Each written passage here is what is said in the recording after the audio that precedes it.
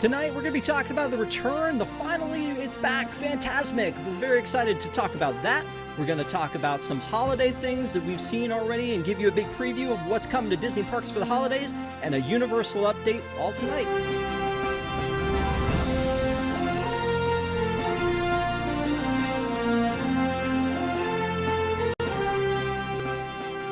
Welcome to ParksCenter for November 6, 2022. I'm your host, Rob Whiteside. Thank you guys so much for being with us as always. We appreciate you. Please make sure, if you haven't already, to subscribe to WDW and TTV and to like this video as it helps people to find us.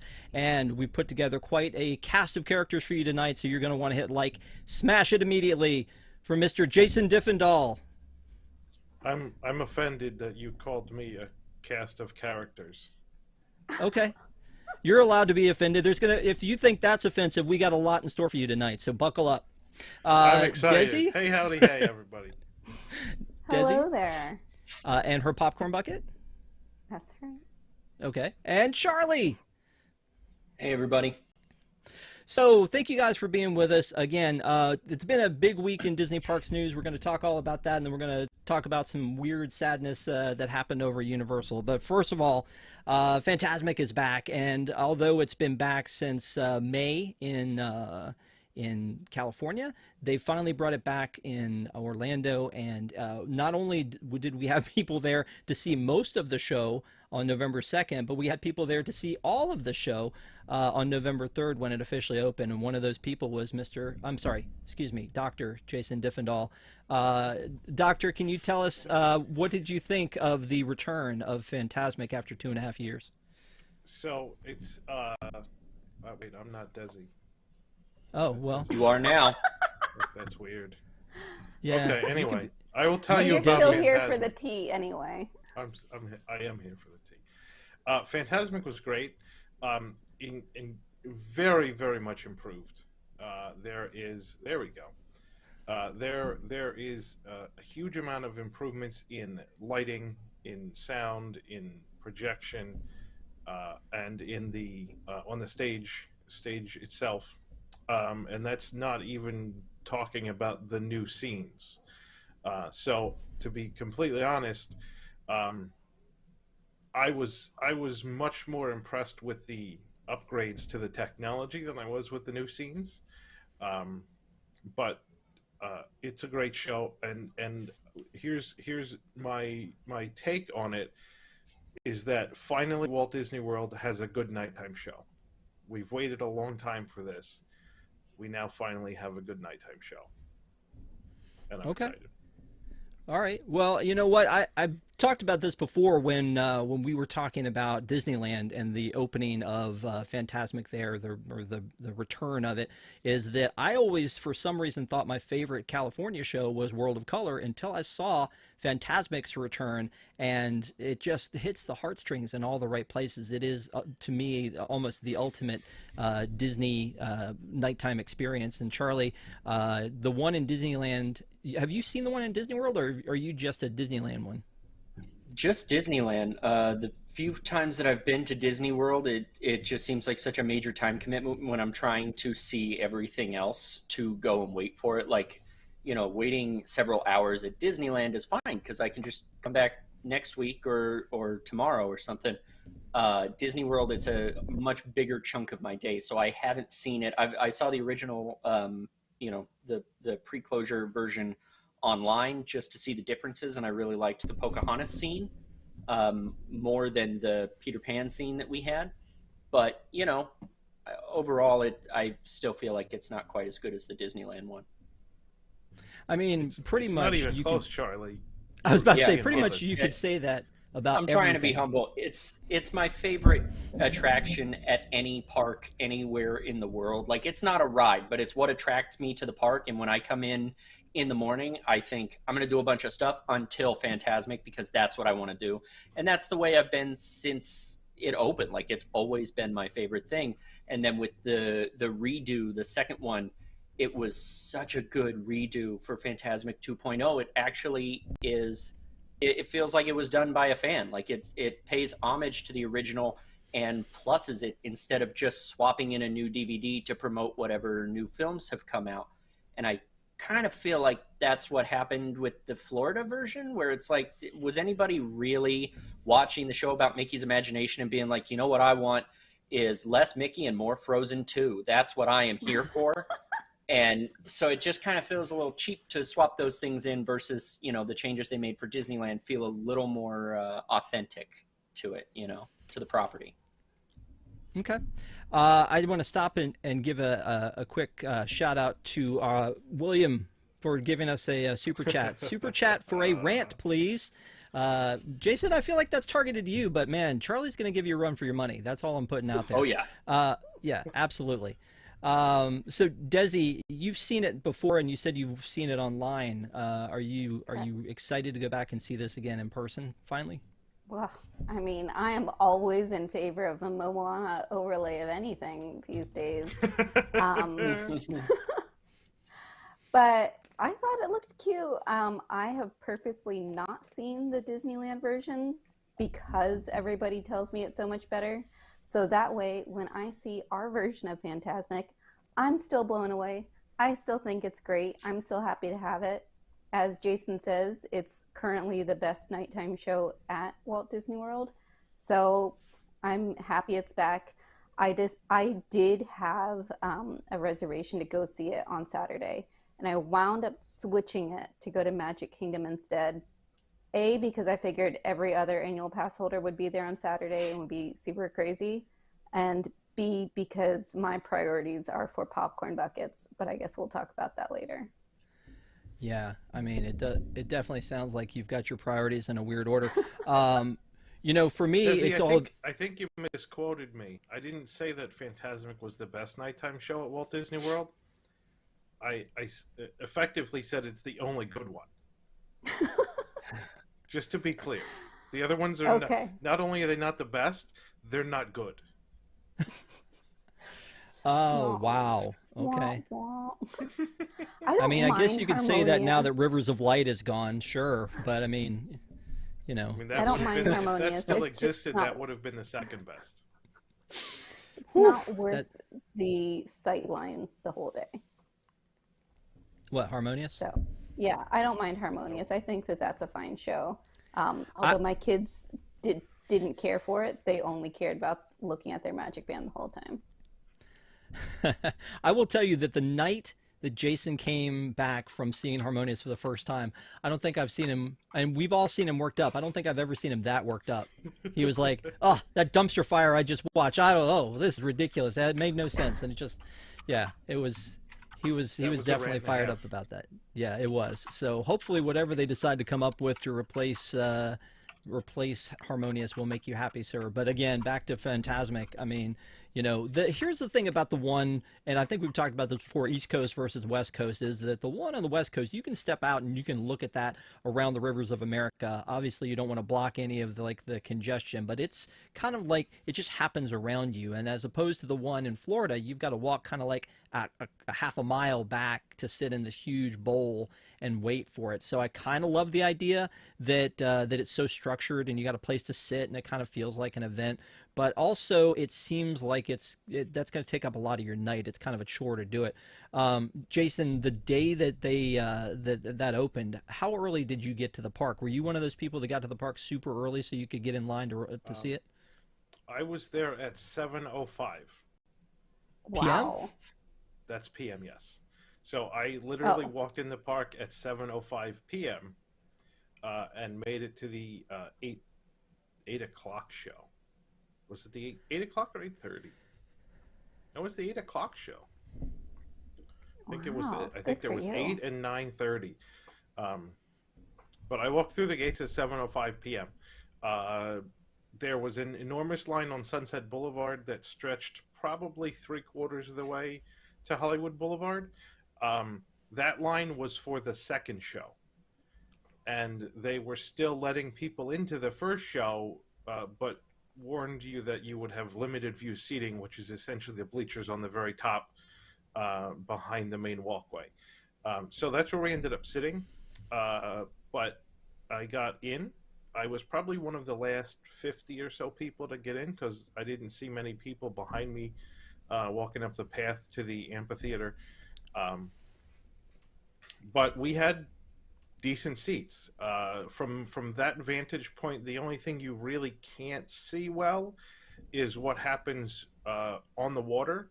So the Moana sequence, where Moana is down on the very lowest level of the stage, and then there's a sequence where Mickey's down there. That's hard to see. You can see the fountains pretty well.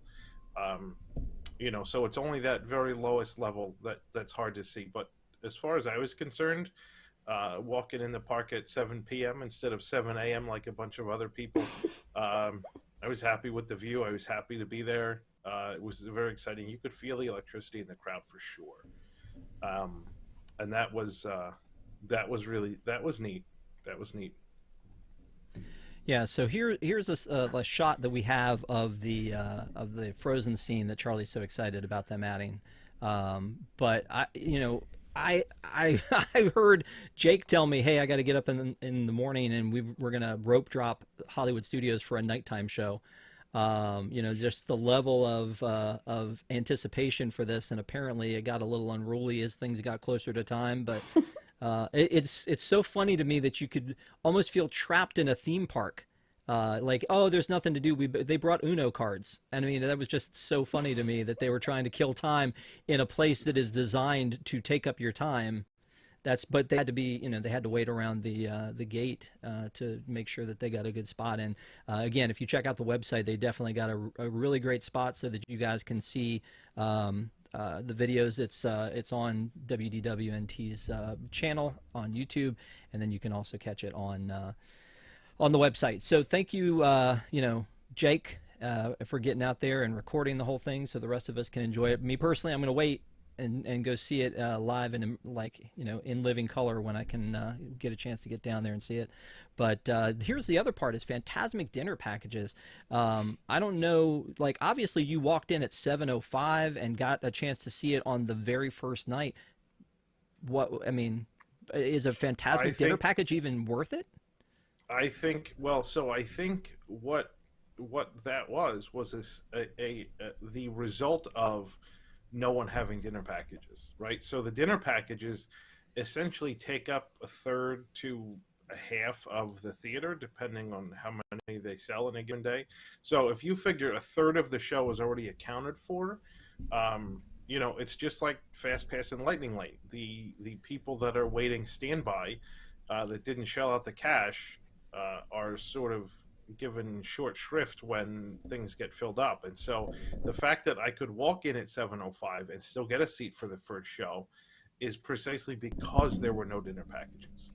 Now, the dinner packages come back on November 30th. My thought is by that point in time, all of the locals who have wanted to go see the show will have gone and seen it. And so the people shouldn't be too annoyed at that point when there's a bunch of dinner package guests taking up a lot of space in the theater, because you had your chance. You had a month. And so, but I think, there certainly was a lot of people there to see the show. And like the first show filled up. The second show, when we got out of the first show, the line for the second show was all the way down Sunset Boulevard, all the way down Hollywood Boulevard, almost to the front gate. It pretty much went to Celebrity 5 and 10. So that was an enormous line for the second show. And I know that Tom, after he got out of the first show, hopped at the very end of that line and did get in to see the second show.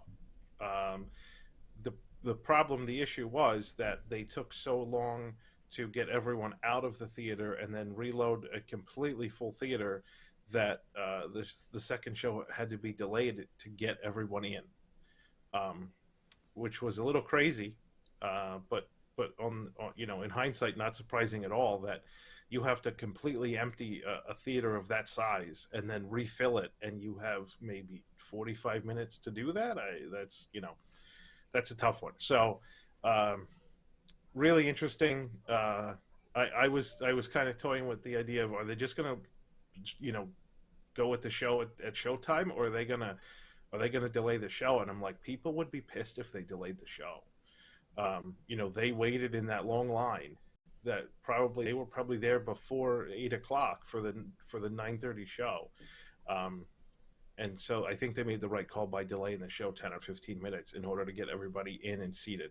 But even standing back almost at the front of the park, Tom was still able to get into that second show. So I think what that points to is that there were a lot of people that were excited to go see it, and they were willing to wait, whatever it took. There were also a lot of people like Desi who thought, I can go see it tomorrow or the next day or the day after that, and didn't want to deal with the massive crowds. And I almost was in that camp too. Like, our decision to go at 7:05 p.m. was a sort of last minute decision of, let's go and see how crowded this is, see how crazy it is. If it's that bad and we don't get into the 8 o'clock show, we've wasted an hour, right? No big deal. And so that was our decision process, was let's just go see how crazy it is. And I'm glad we went. But I think certainly you'll be able to go this week, during the week, or even probably next weekend, and not have to deal with those crazy crowds. Yeah. Well, the thing about the dining packages, the opposite again, talking about the one in Disneyland, I don't know that I would do it without a dining package if I really wanted to take advantage of it. I did the Hungry Bear dining package, the very first one back, and did not regret that whatsoever. Well, the food was not great, but the seating was fantastic, so that worked out. But yeah, I mean, I think the key difference is, look at how expensive that Hungry Bear dining package is versus what you're paying in Hollywood Studios. Yeah, that's true. That's a significant difference. There are no, counter service dining packages, so everything is at least a $65 to $70 per person dinner or lunch to see Fantasmic, and that's a huge chunk of money. Yeah, you're right. Absolutely. Let's move on to a little bit of sad news that we got this week. Alice Davis, who was a Disney legend, passed away at the age of 93. When I think of Alice, I always think of her and outfitting all of the It's a Small World dolls, but I know that, she contributed so much to the Disney company.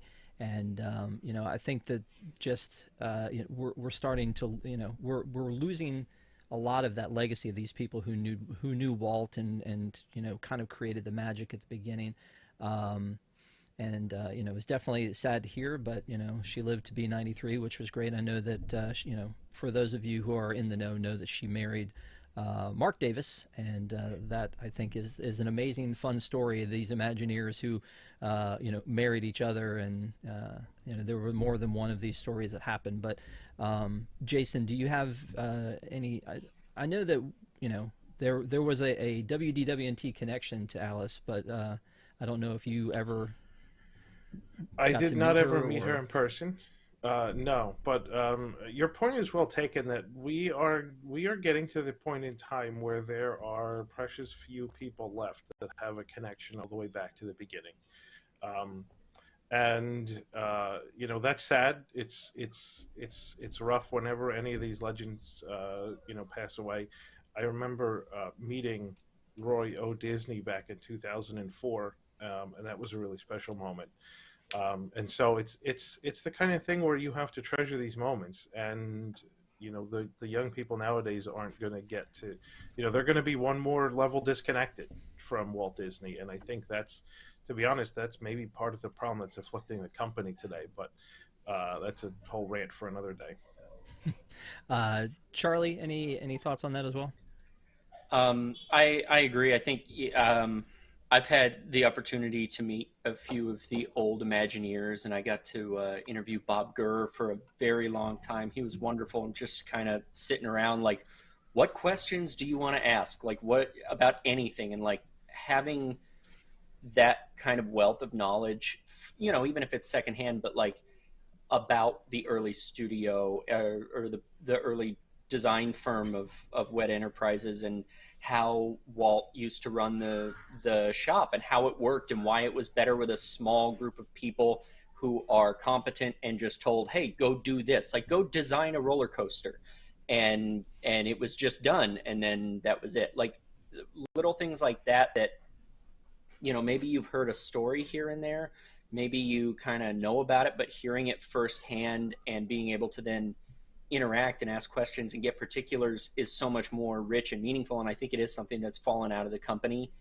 in the last several decades. And you know, the transition of like the first class of Imagineers to the second really famous class of like Tony Baxter and all them, to now everybody they have is just such a night and day shift across those three generations of how things were run.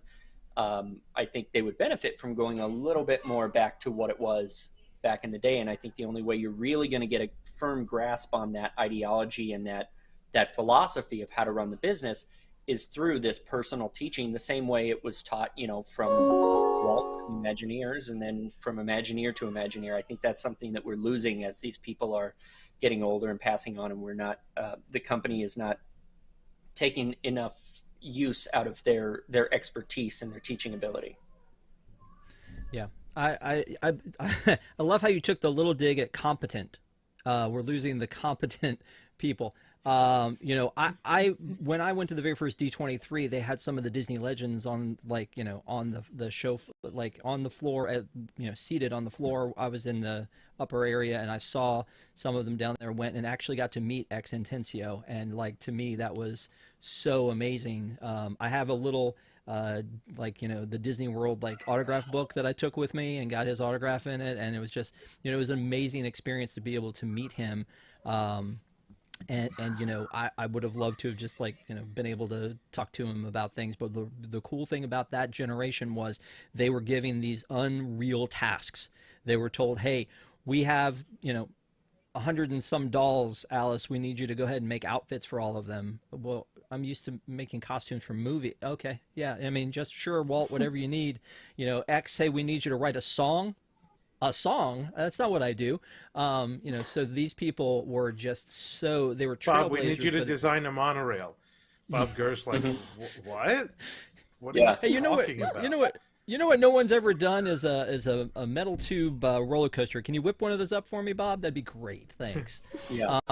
Yeah, just trailblazers and given these just unbelievable tasks that they came through with flying colors. And then today we have things like the Star Cruiser. Desi, you and I are, I think, kindred spirits on this fact that the Star Cruiser is something that I've had in my sights. We'll hold on to the doctor over here because I know he's been on the Star Cruiser. But you know, I've looked at this as, hey, this is something I may do someday. But now we have this article on the site where they're saying that, like, it's so bad right now that like 25% occupancy is what they're looking at right now. And Wow. I don't think this is one of those experiences that you go, hey, you know what? If we have two people, we're still going to run the show. This is kind of worrisome for somebody who would like to go someday and hasn't been yet. Have you decided to sell all your popcorn buckets and start buying your ticket? I feel like I'm probably the target audience of who they would want to come on. I am a huge Star Wars fan. I've got a family of 4. We have a decent income. But it's still like, I can fly somewhere and have an amazing experience for like 2 weeks, or I can drive up the road and have an amazing experience for 2 days. So I don't know. It feels like it's probably never going to happen for our family unless they drop the price, even though I am such a huge Star Wars fan. It's just the price is way too crazy. Even for a family that makes a decent amount, it's still insane. But if maybe I can find some friends that are willing to go and split it with me, so I only have to pay for a quarter of a room. Jarrett said in chat, Rob soon, half off coming. Okay, I'll take that deal. That's that'll work. But I also think it's going to be a diminished presentation from what Jason got to go on. And Jason, you see this? You've been on it. Is it worth the money? Do you feel like that now we're at this point that I think a lot of people wondered if it would come, if everyone who had wanted to go has gone, and now it's too expensive for everyone else, and what are they going to do? Yeah, so that's that. This point in time, if that's where we are, this point in time came a lot faster than I thought it would. I think it came a lot faster than the Disney company thought it would. Um, I am actually going back in December for another time Ooh. because one of my friends from grad school basically said, "Look, I'm dying to go, and I don't have anybody to go with me. Will you go?" And I'm like, "Yeah, I'll go." So I'm When in going back in December? December, the 20th to the 22nd, I think. It's the Just gonna throw Sunday out to there that my Tuesday birthday before is in Christmas. December. Okay, well that's good to know. We'll get you cake. Uh, so, um, uh, so I'm going again. I'm looking forward to it. Obviously, mostly really to see what has changed, because I'm sure that some things have changed. I'm not sure that they've changed for the better. I certainly hope the food has changed for the better, and that's what I hear. Um, this is also an experience that requires a critical mass of people. There has to be enough people on the cruise to be able to do some of the activities that need to be done. I think that critical mass is it may be 25%. It may be a little higher than 25%. Um, to be completely honest, I think you'd have a great cruise if it was about 50% full. That would give you enough space and freedom to do the things you want to do, and still have enough people to do them with, but not have to fight in line over merchandise or food or whatever. Um, but and I know my voyage is almost full, but that's because it's the week before Christmas. So that doesn't surprise me. Um, but if indeed we are at the point where, they're having trouble filling these voyages, there's only so many things they can do before the costs outweigh the returns. And I think so. I think, and I said this when we talked about the Star Cruiser back in March. I think they really messed up when they only offered 2 night voyages, and they should have offered 3 night voyages, because certainly I absolutely felt like I could spend another day there, and have a really good time and have a sort of fuller experience. Um, in the 2 nights that you're there, everything is really, really rushed. You have no time to relax. I got off the Star Cruiser and basically needed to sleep for about 16 hours to recover. Um, so it is exhausting. And that, I think, is something that a lot of people don't appreciate until you do it.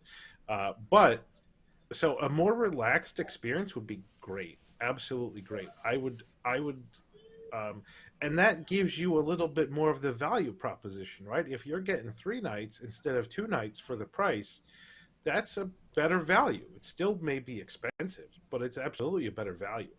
Um, and so I think that's one of the key mistakes they made at the beginning, was they had so overestimated the demand that they had decided not to even offer 3 night voyages, and that was a mistake.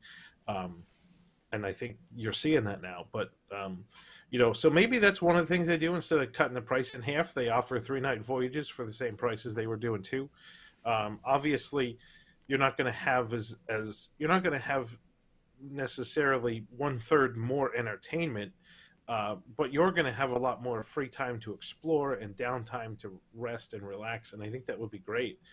Um, and it wouldn't cost that much more, simply because a lot of the entertainment cast members that are on the ship aren't going to do more. They're going to do the same amount of stuff. They're just going to do it in a more spread out time frame.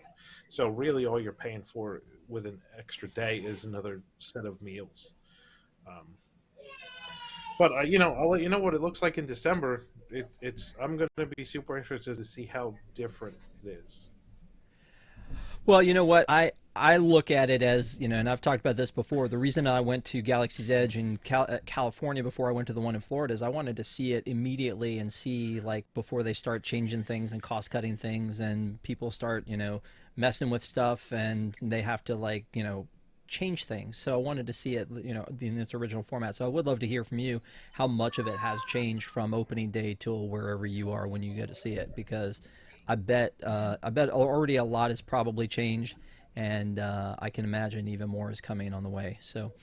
We did get a super chat from Chief that said, just wanted to say I agree with Jason 100%, hashtag genius. You know what? He didn't even hear what you said. He just agrees with you because, that's how he's rolling. Chief. So That's thank you just so Chief, much, yeah. Chief. Yeah, we appreciate you. Thanks so much for the super chat.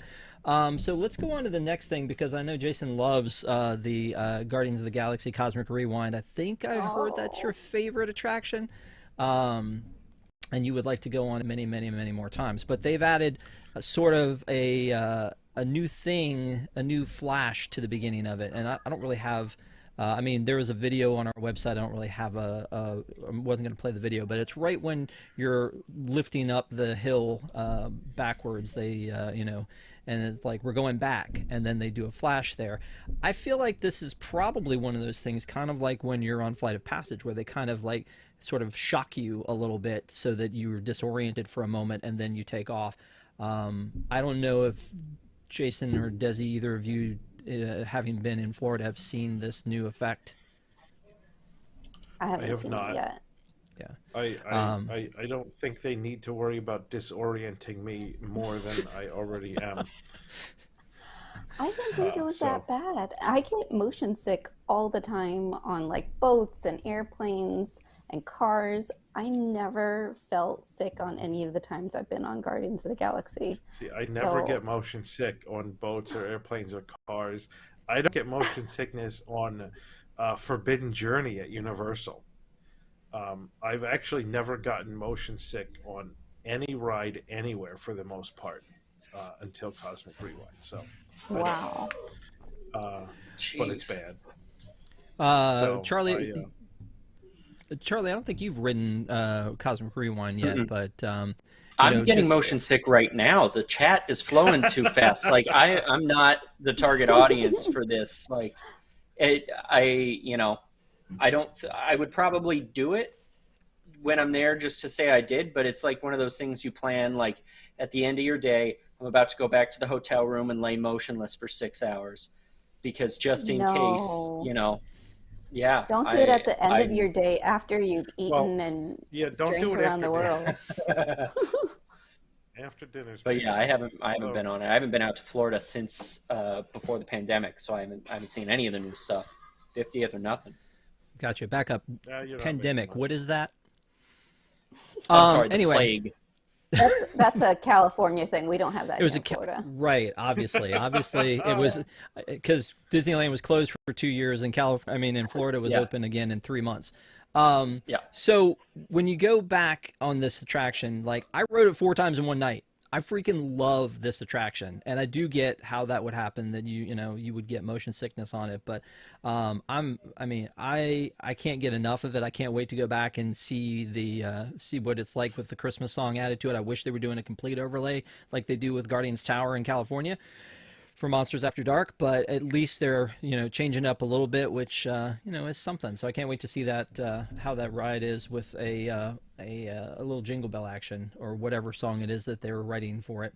Let's talk about this marching band situation, because the deal is that Disney had invited this band to come and play, and then they asked them to cover up their mascot. And their mascot is the Indian, like that is their mascot. So, so they were like, okay, we've gone down this road before with the whole, we screwed up by letting somebody with a Native American mascot come in and march down Main Street doing God knows what they were doing. But here's my problem with this is I'm pretty sure that when you invite a band like this to your parade in the first place, don't you already know that their mascot is, called the Indian? And don't you already have...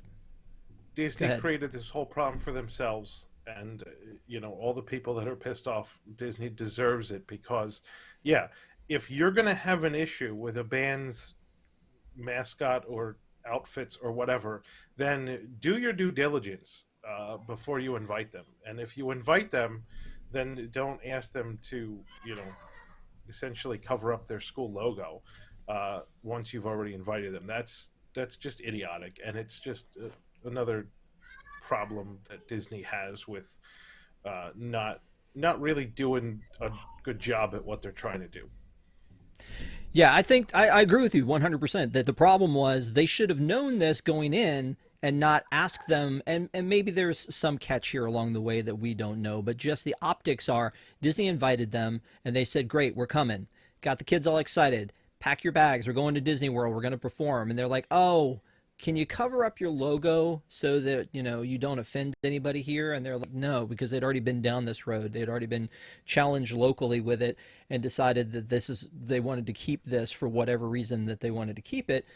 And so they're like, no, we won't cover it up. We're not gonna perform. We'll still come to Disney World. Which I thought, what, if you really mean it, don't take the kids in the first place. But I know you've promised all these kids a trip to Disney World, and and you've probably already paid for most of it too. So true. The funny thing is, I keep hearing about this happening at Disney World, but not Disneyland. Charlie, are you just keeping people straight out there? Yeah, I think the California Native American tribes out here are much more stringent because there's so many of them, and like they have such an active role in a lot of what's going on. So I feel like it's more rare to see a Native American mascot on a high school out here, on like the West Coast. I don't know why they're not like inviting the Ohio bands or whatever to come out, who have that kind of iconography, but it just seems like something that's not happened very often. But also, to be honest, I don't see as many high school bands marching here anymore. Like we still have, cheer groups on occasion, but we don't have many marching bands or anything like that. Not like we did before the closures.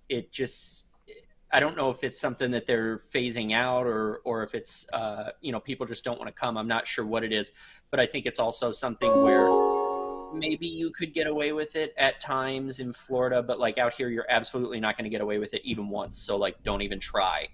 And that kind of forethought of like, let's not even bother with it here, I think is probably their thought process for the West Coast. Gotcha. All right, let's move on to the reason that Desi showed up tonight, which was there's a Mr. Toad popcorn bucket that was released to the parks. Actually, I say the parks; it was just the Magic Kingdom this week, and I believe this was for a limited time, and these are gone at this point. But I will say that when we were going into this, I was expecting Figment Palooza 2.0. I was expecting exactly the 7-hour lines and people being upset. And Jason, I know you went and picked yours up too, and we'll talk to Desi in a second. But what do you think, Jason, about the way they handled this? Because as an onlooker of this from far away, it looks like they kind of started to figure it out and actually did a pretty good job in distribution here. Two things come to mind. Either they figured this out and pulled it off flawlessly, or there was just nowhere near as much demand as they expected. Honestly, I don't know which it is. The ordering and pickup process was spectacular. You could get online as early as 7 a.m. to order the bucket and pick a return time. But even as late as like 8:30, 8:45, you could still order it for like a 9:30 pickup. So it wasn't filling up, but it's also a very, very rapid process where you go in, you show them your mobile order screen, you grab your bucket or two, and you leave. So it's a very high capacity system that they've got.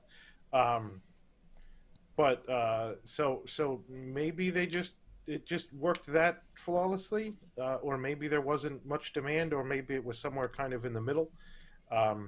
But there we are. There, Eric and I at 9:15 the first day they were out on Friday, and then getting the magic shot. So it was a great experience all the way around. I have nothing to complain about with this popcorn bucket pickup process. I almost wish they do more things with it, because an hour-long wait on Main Street to get a iridescent popcorn bucket is kind of absurd. But this thing I would do every time. It was great. Absolutely. Desi, you had the same pleasant experience? I did not. I did What? not have this experience at all. No. Yesterday, so if you look on the website, it was supposed to be through November 4th or while supplies last. Yesterday was November 5th, meaning that they should have been out of popcorn buckets by then. But just in case, I went ahead and made a reservation for Magic Kingdom, just in case maybe they would still have it. So I went to Magic Kingdom. I looked at the mobile order. It said that it was all sold out. I was devastated. Our kids are now tall enough to ride the Barnstormer, and they were begging to go ride the roller coaster because they're finally tall enough. So we went to the Barnstormer. Just as we were walking by, my husband goes, "Is that the Mr. Toad bucket?" And just at a regular popcorn stand, you could just buy this popcorn bucket like you would any normal, ugly yellow annual pass bucket, just right there at the cart. And it was super easy. I mean, so maybe there was no demand for it the same way there was Figment, or maybe just nobody realized that this is what they were going to do after November 4th. They had the mobile order so that people on the first few days weren't, making a 7-hour queue like they did for Figment. And then afterwards, they just put it at a regular popcorn stand. Because I also know that my aunt went today, and she was also able to pick up a Toad popcorn bucket today. Jason, you've been bamboozled. I haven't. I mean, honestly, this is something that I think would go over much better in Disneyland, where they didn't remove the Mr. Toad ride. And so, Charlie's for that like, reason, it doesn't. You honestly don't deserve this surprise me bucket. Well, I have one for you, Charlie. Don't worry. I totally think that the demand was not what they thought it was going to be. Just like Star Cruiser, the demand they have these rosy predictions and they just don't pan out. If this was a Figment, if this was like a 50th Castle popcorn bucket or something, if there was a Fantasmic popcorn bucket, I think it'd be a different story. But Mr. Toad is just not the big draw that it is in California. I just thought with the nostalgia of it that people would be going crazy for this one. I had no idea. I think wouldn't. that was what drove the demand that was there, right? I think the nostalgia was what drove the demand that existed, because otherwise there probably wouldn't be any demand. Yeah, sorry, Dizzy, go ahead. I think if my kids weren't begging to go on the Barnstormer, I would have no idea that this bucket was still there, because I looked at the app and it said that it was sold out. So maybe other people did want it but had no reason to go back to Storybook Circus because they don't want to ride Dumbo or the Barnstormer. So that could also be another factor in why there were still some available today. Well, maybe, Charlie, when you come in like 2 years to Disney World, they'll still have them. No, I fully expect to get this in Disneyland. Like, we got the magic shot. We need the popcorn bucket. You guys don't even have the ride. There's no reason for you to have our bucket. This is our bucket. It's the 50th anniversary, man. I want it. If you get this bucket, then I want the Magic Key popcorn bucket here in Walt Disney World. I'll trade. You can have it. I would happily trade. It's just the same bucket with a Magic Key stencil. That's all it is. I'm jealous because I did not get the magic shot. That really did end on November 4th. They stopped doing it, so I couldn't get one yesterday. So I am super jealous of you, Jason. Oh, don't start getting greedy. You got the popcorn bucket, lady. Just take the win. Take the W. You can certainly just take the shot of us and Photoshop yourself in there. That's fine. I would totally fit on it, Eric. No problem. You do have the technology. I do want to say we got a super chat. Desi, thank you, your kids for asking the Barnstormer ride. Would not have been that lucky, the lucky recipient of your efforts. So, from Jungle Cruiser, thank you so much, Jungle Cruiser. We appreciate you, and Desi appreciates your children. Jungle Cruiser, and I also have a deal where I am sending him a Toad popcorn bucket, and he's giving me a 0-1. So, there's some. There's a story behind the story. Got it. Let's talk about some returning shows here, because again, we talk about this constantly. I keep saying like, hey, it feels like everything's back to where it was supposed to be, and yet then we'll figure out something else that has not yet returned that was supposed to have returned. And I know again, Desi is a super fan of Ben Solo. His alter ego Kylo Ren is back, as well as we've got the Green Army men, the soldiers are now doing their deal back in Toy Story Land. So, finally, again, more entertainment is coming back. Oh, yeah, that's adorable. I mean, this show is not, to me, a huge deal, but it is another part of and I'm talking about the Kylo Ren one. It's another part of that land that has been missing since COVID. So it's nice to see this finally coming back and getting this piece of it. And even though there's a ton of other things we were promised that haven't come to the land, it's nice to see at least the things we got originally are coming back, especially with the tie-in to the Star Cruiser while that it still exists. I'm just kidding. I'm sure it's going to continue to exist for a long time. But it's I don't know. Is this something, Jason, now that you live in Florida near Galaxy's Edge, is this, or the Green Army Men, are either of these things that would be worth it for you to go and go, oh, thank goodness they're back, let me run by the park and see it? I mean, I really like the Green Army Men. I think they add a lot to Toy Story Land. I think Toy Story Land is missing a lot as a land to begin with, so the more things that are there, the better. There's probably not a lot of live entertainment that I would go rushing back to see. Streetmosphere is on that short list. But I think it's good that these things are coming back because obviously they cost money, and Disney somehow figured out that it's worth it to spend the money to give people a better experience. So they haven't figured that out in all aspects of the resort, but at least they're figuring out a little bit here and there with live entertainment. Charlie, just to hazard a guess here, why do you think it took so long to bring these things back? Do you think it's because they couldn't get the staffing? Do you think they didn't want to spend the money? Like Jason was saying, these things take money. Why do you think it took this long, this far after the pandemic? I think it probably is a staffing issue because, we have a lot of college kids with theater degrees looking for work out here, and I don't think there's as many out in Florida who don't work for Disney. So with the layoffs and the issues of moving the company and everything else, I'm sure it's much more difficult to find adequate performing, trained performer staffing out there, especially with all the issues with the contractors and everything. Like, there's just been one problem after another. And so, out here you can just go down to any bar and be like, who's got a royalty check? Come with me. And you can have a full staff here. So we have a lot more entertainment. We never lost the show. I didn't know you guys didn't have it because we've had it since we reopened almost. I mean, it came back shortly thereafter. So I get it has to be a staffing issue and people not wanting to come back to work for the company when you're not 100% sure they're going to keep you on and the rate isn't that great, and there's not much else to do out there other than the theme parks. So you weren't worried about it at all because you already had it. Yeah. How selfish. How rude. I can't believe you, man.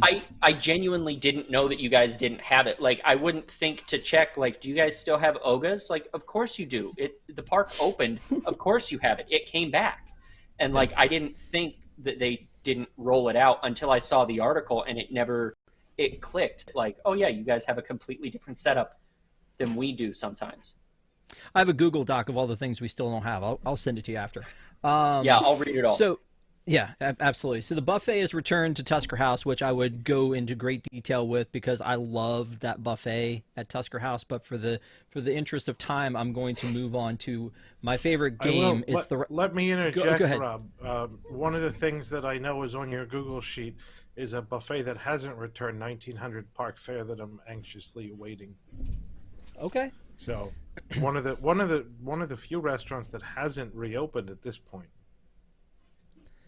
That's a good point, yeah. And we were talking about some other things like the, Voyage of the Little Mermaid and some of the shops that are in that, previous animation courtyard. And, there was a lot of things that are still, dead. Yeah, it really is. They should have put the Mickey and Minnie back there, but that's a story for another day. But I want to play one of my favorite games. It's the rap sheet of the week, and I want to let you guys choose which story you want to talk about. We're going to go around real quick. We have 2 to choose from tonight on the Disney World rap sheet. One of them is this young man was drinking underage, driving through the Animal Kingdom toll gate, and was caught drunk driving through the Animal Kingdom toll gate and at 8 a.m. Like, this was not something that was happening like late at night. This was literally something that was happening in the morning. Or we could talk about the fact this is what we're calling the world's most magical arrest, the fugitive that was caught also at the Animal Kingdom. So really, it's an Animal Kingdom themed rap sheet game this week. Desi, what do you pick? What's the better story here? I mean, there's no question what is the better story here. This guy gets picked out of a crowd in Walt Disney World being a fugitive from New York because of his neck tattoo. I mean, that is a crazy, crazy set of coincidences. And they were able to find him. And he said, nope, that's not me. He tried resisting arrest. Even when they ID'd him on a fingerprint, he was still trying to claim, nope, that's not me. I mean, that is a crazy, crazy story. There's a lot going on there. Yeah, true. Charlie, which story do you like better? I have to agree. I mean, even if nothing else, just for the headline, that's the most magical arrest. That's, come on, it writes itself. I agree. At least it didn't say happiest arrest. Right, because that would have been Disneyland. Yeah. So no one's happy about it. It's magical, but it's not, Jason, are we three for three on this one? I think we are, and I'd also like to point out that WDW broke this story. No one else had this story before we did the research and published the story, and now it's been picked up by the New York Post, who kindly did credit us. But then it got picked up by TMZ, who didn't credit us. It got picked up by ABC News. Now it's all over the place. It's a big story. So that is absolutely the bigger story of the two. Gotcha. I feel like we have a lot of things that come up that way. Eric always gets defensive that not all the people who get arrested in Florida are from Florida. And so, we do like to point that out from time to time. No, a lot of them are from New York. True. But again, it's kind of crazy the things that people do or bring to the doorstep of the most magical place on earth. I am constantly dumbfounded by that. Let's get on to Life Day, because Life Day's coming up, Desi. I know that this is one of your favorite holidays, and there's a lot of celebration that's going to be happening. We're good with Life Day, by the way, Charlie, if you were worried about us and Life Day over in Florida. Desi's going to get one of these robes, and of course the hat, and I don't know how you're going to choose from your Life Day purchases, because you made a lot of purchases last year for Life Day, didn't you, Desi? I only got this one Chewbacca last year, but the Chewbacca this year is different, so I'm probably going to need to get that plush. I'm also going to need to get the Chewbacca Life Day Funko Pop. I might need that robe too, just because I have enough tumblers, though I probably won't get the cup, but I need so much Life Day merchandise. The Magic Band, I'm very disappointed that it has the year on it. I would like a Magic Band that does not say 2022 on it, because I want to wear it next Life Day. I want to keep wearing this every Life Day. And it's just going to be. But they want you to buy another one next year. That's the thing. Maybe the one next year will be cuter. I don't know. This one, the Magic Band, I don't think is cute enough for a $55 price tag. I'm a little shocked that they made one in the first place, honestly, because they are all in on Life Day. I'm kind of here for it. I love that. I hope that we get a Chewbacca meet and greet. That is still what I am here for. Why have they not done that? Throw a robe on him. I mean, they have the robes and the Chewbacca. Robe. Yes. And the Just orbs. Just do it. Come on. Yeah, Charlie, thoughts? I'm jealous. You guys got a Magic Band. We're not getting enough Magic Bands. When those came out, I said they're the dumbest thing ever. I hate this. And I've already bought 2, 3 of them. And I have more on my shopping list. I've got some coming from Shop Disney. fell so hard for the Magic Band. So I would buy that Life Day 2022 Magic Band, even if only to wear it that one day. But Life Day is fine. I have no real connection to it one way or the other because I feel like they don't do enough. It's underutilized, especially because we know specifically which day it is. Like we could have a small parade, like Naboo style with like confetti and stuff going through the land. And like you said about the Chewbacca meet and greet, I love the merchandise. We got more merchandise this year. That Snuggie is fantastic. I want them to go bigger, like it still feels like they're kind of dipping their toes in and still testing the waters as to whether or not people want this. And we had the Life Day merchandise. I don't think the Life Day merchandise ever left. Like we had the cup all year round. So we had plenty of it. And I just don't think it was bought last year. So this is maybe another test to see if this, the year specific stuff is going to work. And I feel like they're kind of easing into it more and more, and I want to see more of it. And when it gets to a certain point where it's like, okay, now it's a cool event, then I'll be really excited about it. I feel like you're doing the robe dirty when you call it a Snuggie. I'm just putting that out Oh, there. it is a Snuggie. I feel like, yeah. I want to point out that I suggested last year on ParksCenter that they should have Life Day merchandise, and then they pulled out the Life Day merchandise. Now that I'm suggesting a Chewbacca in his Life Day robe meet and greet, I'm hoping they're listening.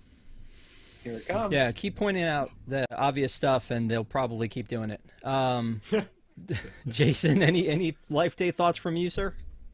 No, the buzzer rang. Move on. Okay, all right, we'll move on. Saved by the bell, sir. Okay.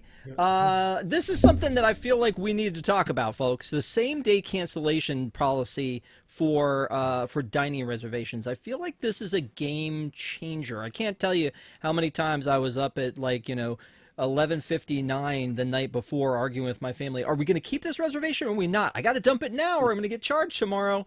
And then, now as hard as it is to get reservations in general, I don't know if this is a good fix or a bad fix. So again, Jason, I want to go to you. Are you down with this? Is this a good thing? Why are they doing it? So as a local now, the 48-hour cancellation really was a pain because I didn't, if I needed to cancel, it was going to be a last minute thing. And those in the know often were able to, because if you were going to cancel, it had to be 48 hours, but you could change it up until 20 minutes before the reservation. And so those in the know would change the reservation to another day. And then when that day was 48 hours or more away, you could just cancel it. So that was the loophole.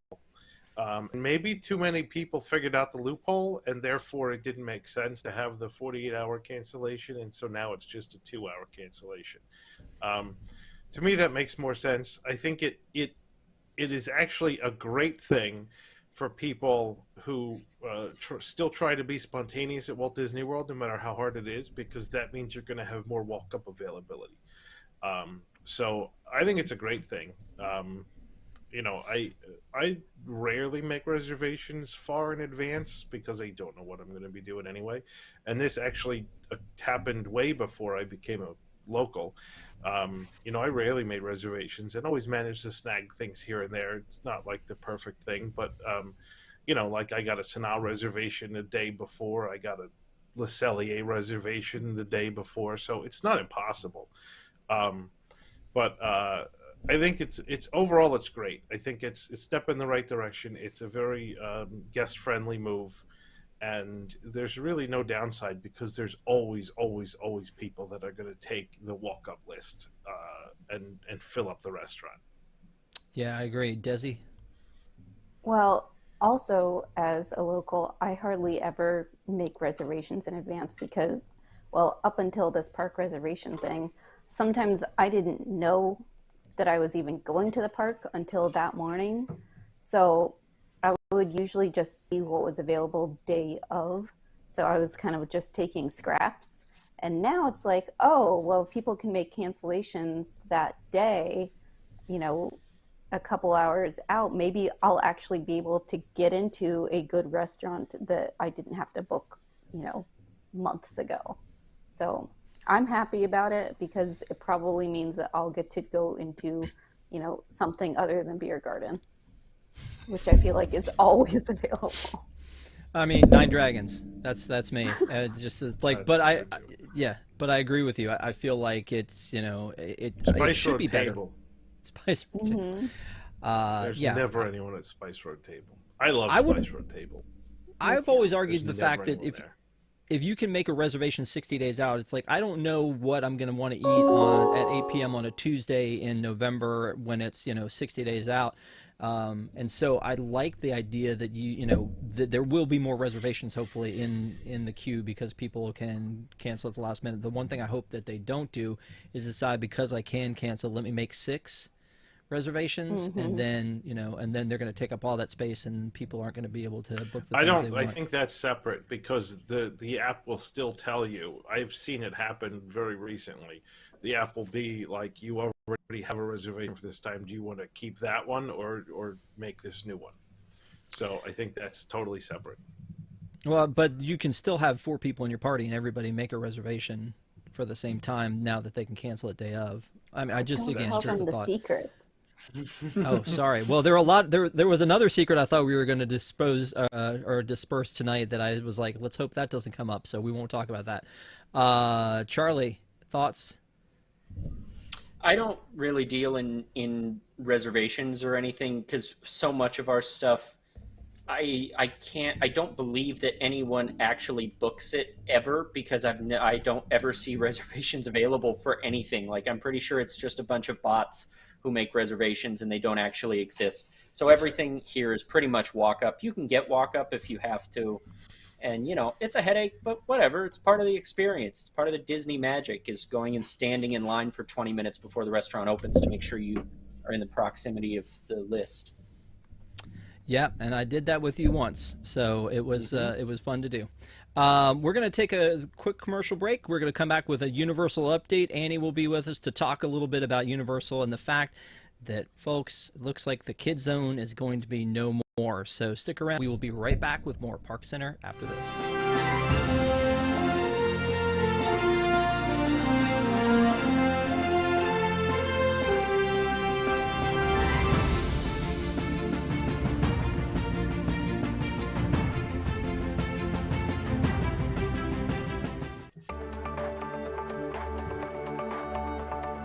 Welcome to News Today with Universal Parks News Today. I'm Tom Corliss. Here now the news.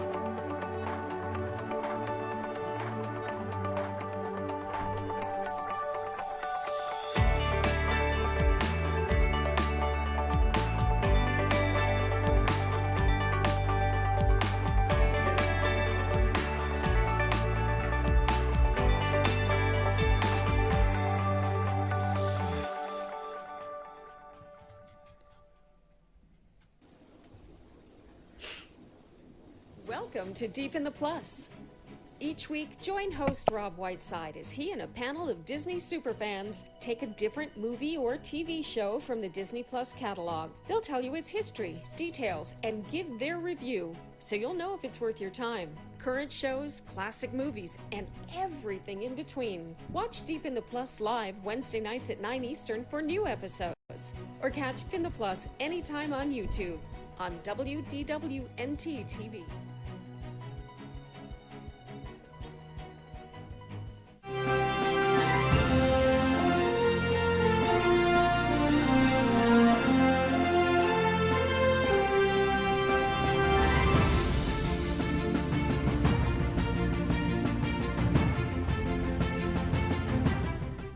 And welcome back to ParksCenter. Thank you guys again so much for being with us on this Sunday night. Please, if you haven't already, subscribe to WDW NT TV and smash the like button as it helps people to find us. You heard us talking about in that commercial break, Deep in the Plus. We do that show on Wednesday nights. Last Wednesday night, our friend Charlie was with me, and Charlie, I have to show this picture because he came in full costume for Zorro, and folks, if you didn't watch the other night, you have to go back and watch it. I've never met anybody more passionate about Zorro than our good friend Charlie. So anyway, check it out Wednesday nights, but you can go back and watch that episode. Now we're going to talk a little bit about Universal, and we've got Annie with us. She's been waiting in the wings to talk to you about Universal. How's it going, Annie? It's great. I'm happy to be here. I've been listening to the whole conversation, and I got a lot to say about that, but we'll talk later. Yes, I'm sure you do. I can't wait. Let's talk a little bit about the KidZone, because this is something that we thought was going away a long time ago. Universal Orlando, the KidZone, which had the Barney area that was already shut down for Shrek, and then we had we have Fievel's Playland, because every little kid today knows who Fievel is, and Curious George, which is the most brutal playland I've ever been in. And so, I mean, you're covering this story. I mean, are you as devastated as I am, or I think I might be the only one that still cares? How are we feeling about it? Oh, I'm broken up. I have to admit that, because Curious George goes to town. The Ball Factory is my favorite place. I could live in there and just hit people all day. But I'm devastated about that. That is like my secret place that I love, and so that's going away. I was devastated when Barney went away, and I should have brought my Barney plush out for this one, but I was devastated when that went away. I'm not a fan of DreamWorks Destination, so good riddance to that. Fievel's, though, they have a great water slide, and nobody knows it's even there. So that's another thing. You know, why am I always in KidZone? I spend a lot of time there. And, of course, Shrek, which I'm wearing my Shrek 4D shirt in honor. And I spoke to Donkey yesterday, and he said this is the second time he's been evicted, and this time he found out on the internet. So it's bad news. I'm not happy. I'm really not happy. Did he really? Did Donkey really say that to you? Oh yeah, he did. Poor Donkey. You know what? I mean, it's yeah. I again, the Curious George. If y'all didn't ever go to the Curious George water park, I mean, yeah. So there was a little water park on the outside, and then you get to the back of it, and there was this little tent that you would go into, and there were kids running around, and all of these like small like ball crawl balls were in there, and they were like machine guns at the top, and you would have a vacuum, and you could vacuum them all up, or put them in a bag and dump them into the machine gun and just shoot them at other people. And I just remember always thinking this would never happen at Disney. My wife is an educator; she was always going, "This is an insurance nightmare," and I'm just like, this is so fun. Like I've never seen anything like it. So, man, it's gonna be sad to see that leave. I'm with you on that. I think it brings a lot of like nostalgia from the 90s for adults, because like even this morning I went in there and it was all adults playing in there. I mean, there was like maybe like one or two kids, but it was like a lot of adults were in there just like blasting each other, like you said. And if you go on our Universal Parks News Today TikTok, there's a TikTok on there of the Ball Factory. And I even slowed down one of the clips that I hit this lady directly in the face. It's fantastic. It is. Yeah. So. Annie, you're not helping your case. You're not helping it at all, I don't think. So what do we think? I mean, so originally, I believe this whole area was supposed to close to make way for Super Nintendo Land, until they were like, wait a minute, we're going to build another park. We're going to put it over there. That was the rumor anyway, is that they were going to try to shoehorn Nintendo into this area, right? Yeah, that was years ago, because I think even like back in 2015, 2016, that was the rumor I was hearing. And it just kind of kept, going along, and then it just never happened. And then obviously Epic Universe is where we're going to get our, Nintendo stuff. But I am hearing rumors about, maybe Pokemon taking over KidZone. I kind of think it could be Secret Life of Pets, because I noticed they put like the Secret Life of Pets popsicles in that area maybe last year. So I've been kind of getting that vibe. But, the whole Nintendo rumor was just, from years ago. And now it seems like that might even be the rumor now with this whole Pokemon talk. And I don't even know what to think. I have thoughts, I have things I know, and I don't know if they go together. So I don't know what's really going to happen there. So wait and see, I guess. I'm okay with Pokemon, Yeah. but what, Charlie, out in California they have the Secret Life of Pets. Is that part of, and because I haven't been to Hollywood's Universal in forever, is that area something that could be like they could take everything from that area? Are there other things? Isn't that where kind of like Minions are and everything?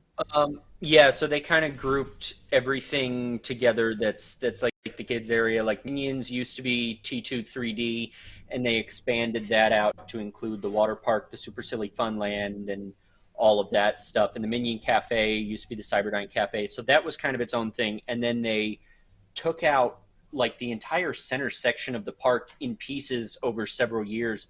So where the Secret Life of Pets ride is now used to be a event venue. It's actually where my high school had our prom, and they took that out. It was the Globe Theater.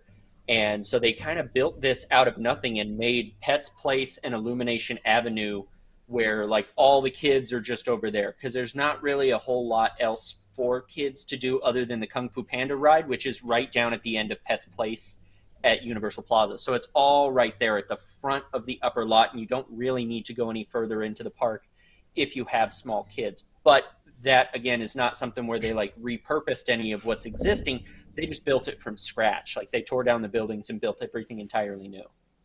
Well, I would be down for the Secret Life thing, but honestly, if I got to pick, I would want Pokemon. Because I feel like you're going to have so much Nintendo, and he's like, they're going to have so much Nintendo at Epic Universe, and it'd be nice to have something uniquely Florida, like, you know, for Pokemon there, that would get that same kind of a crowd back to those other parks. Because, man, I don't know. I could not get more excited about there being Pokemon Land in there and all of the things you could possibly do with that. And maybe you still, you know, do the guns back there. You leave up the whole Curious George thing, but you're shooting Pokeballs at people, you know, and trying to catch them all. I don't know. It could be pretty fun. Let's move on to. I mean, go ahead. Go ahead. Annie. Well, I was just going to say, our Nintendo stuff here in Orlando is so far out that if they put Pokemon there, you know, we might get our little taste of Nintendo a little early. You know, that's you know, hopeful, wishful thinking. So. Yeah, it depends on, again, what it is they do. The Universal seems to be able to move a little faster than Disney on some things. Velocicoaster versus Tron Coaster, but whatever. You know, so, and again, I know nothing brings you more joy than that, Annie. So, just definitely keep us posted on that one. Let's go back a second and talk about the fact that already we have some word about Chucky. Chucky is coming to, beware, children. Chucky is coming. There's going to be a Chucky house that we already know about in 2023. Is that unusual that Halloween is just wrapped up and we already have news, Annie, about a house for next year? I was talking to somebody about that yesterday too, because last year at the end of the event, we didn't get any kind of teaser announcement like that. It took kind of a while before we heard anything. But in the year before, after our event, our fake event, I'm sorry, I think that was the year they did the two houses in Beetlejuice, they teased Puppet Theater would be the house for the next year. So we did one year get like a way in advance notice, but last year, nothing. So this was, I think everyone was surprised. I honestly just picked up my phone and I just looked at it. And I was like, what's happening? Why is this happening now? But and Chucky of all things, like, yeah, Charlie, I think we've all been dying for some Chucky here. You're getting that too, Charlie? Yeah, we're getting all of it, and I think, to be honest, I'm not as surprised about it. I'm a little surprised to hear about it now, but like with all of the Chucky merchandise that came out, and like in Hollywood, we have a whole display of a bunch of Chucky dolls, like done up in makeup when he's melting and everything. We have all that stuff everywhere. We have a huge selection of merchandise. We got a Chucky beer out here. Like, there was so much Chucky presence for a character that wasn't in the park, and, you know, more so of that than even for like the weekend or any of the other stuff that actually was in the park. So I kind of thought, oh, we should be getting a Chucky house, and it just fell through this year, assuming it would be held over to next year. But I guess it was close enough on the heels, maybe a late stage drop where that they weren't able to bring in this year. So they were like, you know what, it's already pretty much ready to go. We'll just keep working on it. We'll do it for next year. And so it's already ready to go. Just release the merchandise anyway, because we've already got it shipped in. Like, let's just roll with it and then, you know, drum up the hype. And so to give us the announcement this quick after is like, yeah, I wasn't expecting the announcement, but I was fully expecting a Chucky house this year, and know it's coming next year. So you think they're behind? They were behind instead of ahead. Yeah, I think this was a holdover that we were supposed to have this year. All the signs pointed to having a Chucky house this year, and then we didn't. So I figure it was just the last one to be ready, and they just said, you know, scrap it, move on, and hold it for next year. I wonder how much it has to do with the show, you know, if the success of the show, whether that was kind of a factor in whether they did it or not. Because we had a Chucky scare zone a few years ago, and I actually like blocked that from my memory until I saw photos recently, and then it like all came back to me walking through that zone. So, but I'm dying for a house. I hate Chucky, terrifying, but I'm dying for a house. We've had a lot of Chucky out here. We've had Chucky like 3 or 4 times. Like, I don't know why. And bringing it back is fine, but like, do something different with it, you know? Our photo op from this year is still out, so I don't know, and it's still got a sign that says like we're, you know, getting this area ready for Halloween Horror Nights, so I'm just calling that like the first prop for next year. Just leave it out. It's fine. Yeah. Let's talk Nintendo. We were talking about it a little while ago. Obviously, we're going to get it in Orlando in 2025, and they've already started doing some stuff. Like, there's footage of the Donkey Kong coaster that they're putting together. But in California, we're getting close enough that obviously we've had gift shops for a while. We're getting close enough now that we can, and Charlie, I think that you're the one that goes out there and takes these pictures for us, right? So we know that not only is this place getting closer and closer to being finished, but also we have new details about a Platinum Annual Pass holder access to Super Nintendo in Universal Studios Hollywood. So what do we know about that? I'm going to go to you on this one, Charlie, first, and see, do you have any news you can share with us? The news is my wife is not happy when I told her that I have to get the platinum this year because I had the gold previously, but I have to renew it to platinum because I don't want to fight the reservation system. It's enough of a fight with Disneyland. I don't want to do it with Universal as well. It makes sense. They kind of did the same thing with like Galaxy's Edge and these other high-profile, timed entry things into the land, and I think Wizarding World had it at the very beginning as well. But it's just a time to enter into the land and to be able to go on the ride and whatever. It doesn't like save you a spot in line or anything. It's just to be allowed to pass into the land. So with the Platinum Pass, the top end pass, it comes with the Universal Express Pass after 3 o'clock. So any of the rides in the park, you can go on through the Universal Express gate after 3, and they also sell that pass as well to guests, but it comes with the Platinum Annual Pass. So instead of using that on the Mario Kart ride, which we won't be able to do, in lieu of that, you get the after 3 o'clock pass to get into the land without a reservation. And so because I'm going to be going so much, and I don't know if there's going to be limits on how many reservations we can hold, how often I can make them, the availability of all that, having a Platinum Pass means I know once a day after 3 o'clock, I can walk into the land and go do what I want to do. So that right there makes the difference for me of the extra like $200 or whatever, because if it does open in early 2023, that's going to be almost a whole year of being able to go in the land pretty much whenever I want. So to me, it's worth it. Are you also going to get one of those passes, Andy, and go out all the time? I think it might not be a bad idea, if Santa's watching. Well, and you know what? Pay to play seems to be something that Disney learned from Universal, but I feel like Universal seems to do it a little bit better. Stay in this hotel and you're going to be able to get a little something extra, have this annual pass, and again reward your annual pass holders. And the fact that they're going to have to go to reservations, I almost don't hate that because, like you said, it's going to be a grind getting in and out of that land. We thought this was going to happen with Star Wars Land and Disneyland, but for Universal, like this little pocket that they've created for the one we see in Japan, I can't imagine the just the crowds, the sheer volume of people who are going to be coming into that thing, especially at the beginning. And the one way in and out through the tunnel is going to be a nightmare. Oh, yikes! Ooh, Yeah. I hadn't thought about that. I was in and out through a tunnel. I was hoping maybe we were like preparing for the worst, like, you know, back when everyone was like, Velocicoaster is going to be a 3-hour wait, and it's like, you know, 20-minute wait. So, you know, I'm just trying to be positive and be like, maybe the team members are going to be so like fast, you know, capacity goals, all that. Maybe there won't be the reservation need, and then you'll have a platinum pass, you know, with no real benefit. But let's not talk about that. I'm just trying to stay positive. No, all good, all good. But again, I think it's going to be a challenge. I mean, we're looking forward to it coming to Epic Universe. We're looking forward to coming to Hollywood. We're looking forward to being able to live in this land that we've been able to see from afar, you know, in Osaka.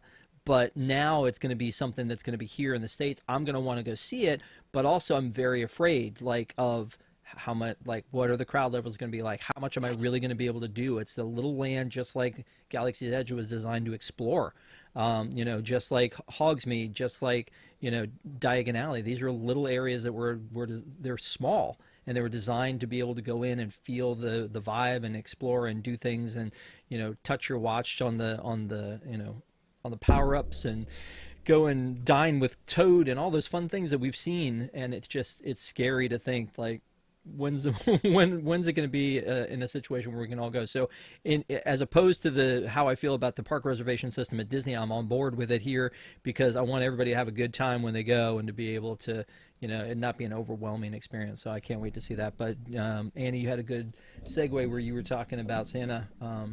There's holiday stuff coming to Universal, and last year I was at Universal for the holidays, and Annie was nice enough to guide me and go, here's the best place to stay and watch the parade. And, you know, honestly, I don't think I'd ever taken in Universal at the holidays like I did last year. So I was really excited to be there and to see that, like, you know, there are already decorations appearing in the Wizarding World, and that we're seeing some other little vestiges of the holidays coming up at Universal is pretty exciting. And Annie, you've been watching all this unfold. You almost went immediately from full Halloween mode to now you're in Christmas mode. Oh yeah, the Christmas decorations started going up before Halloween. I think I was a little disappointed on Halloween. Some of the Halloween decorations had already been taken down. It was a little disappointing, but I'm watching everything going up now. I'm getting like full in the season, even though I'm still adjusting from the Halloween Horror Nights, late nights, you know. But I'm so ready for the Grinch. I'm so ready for everything that's coming. One fun thing that I want to mention is that if you go around the park and you look at the decorations, sometimes you might find little Easter eggs in them. So today I was looking around and I found like the shark with a little Santa hat on, hidden in the garland over by Starbucks. I found like a little Easter egg for a Terminator over in Hollywood. So, you know, that's another little thing. I'm just getting like so excited for the holidays now. I can't believe Halloween was like a week ago. Jeez. Okay. Mm-hmm. Anyway, yeah, holidays are here. And Charlie, are you seeing the same thing, or have you been to Universal since they've started? Yeah, we've got a lot of holiday decorations. We had I'm a little off put by it, because like they started so far before Halloween that like we had, I don't know if we ever shared, we had a minion guy, right? Dressed as Frankenstein, and then above him they hung a wreath. And it's like, you guys, I know there's a lot of work to do, but like it can't take that long to where, like, I'm not going to have time between now and November 25th to hang this wreath. I need to hang it today, like 6 days before Halloween. And even the minion was rolling his eyes at it. Like, he's dressed as Frankenstein and rolling his eyes at the holiday decorations. And it's too much too early, and it kind of almost puts me off of the Christmas spirit a bit, because now I'm a little resentful. Like, let me enjoy Halloween, then give me a breather, and then let's go into it. Like, you know, second week, third week, somewhere in there, we can start to roll it out, 2nd or 3rd of November.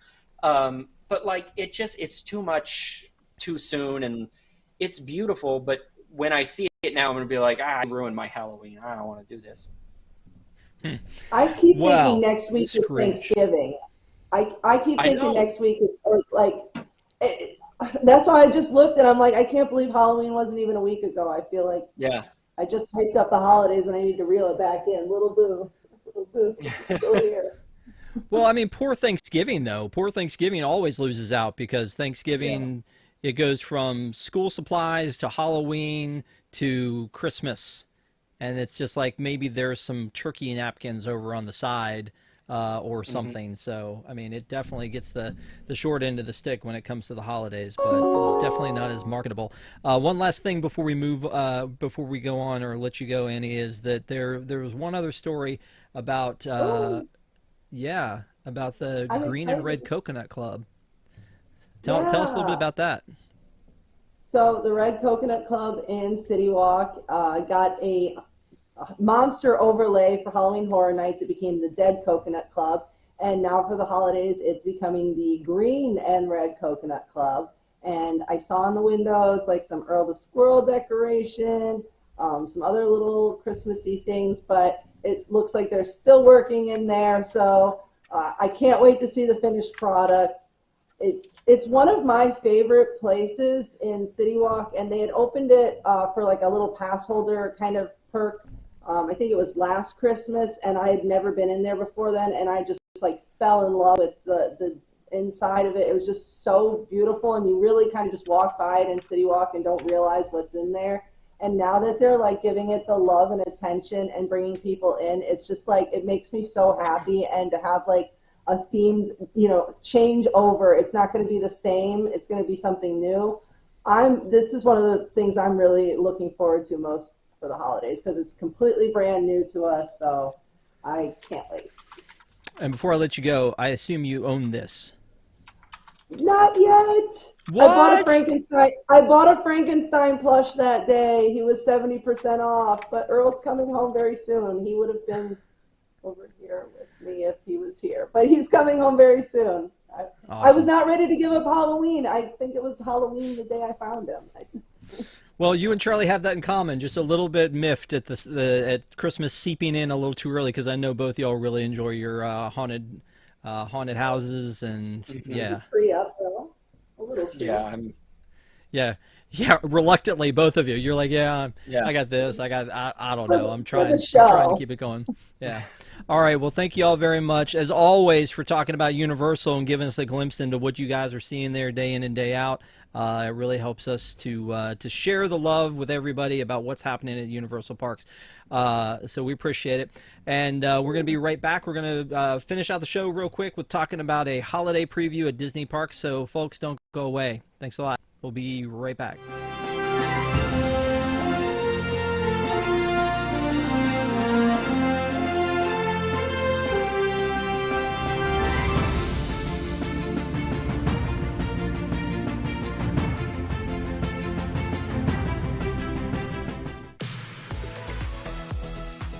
This is Disney Entertainment News Today. I'm Rob Whiteside, and here now are the top Disney entertainment stories. For the latest in Disney entertainment news, watch Disney Entertainment News Today, hosted by Rob Whiteside. From movies and series news to stage shows, books, video games, and more. New episodes drop every Tuesday on WDWNT.tv.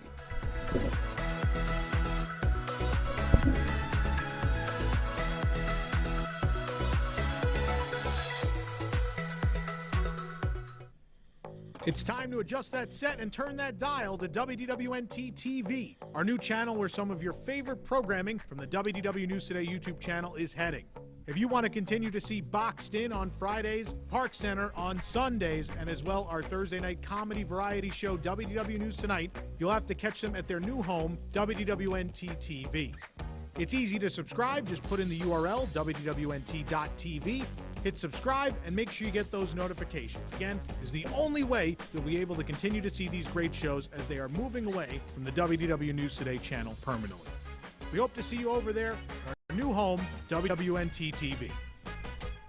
We now return you to your regularly scheduled programming.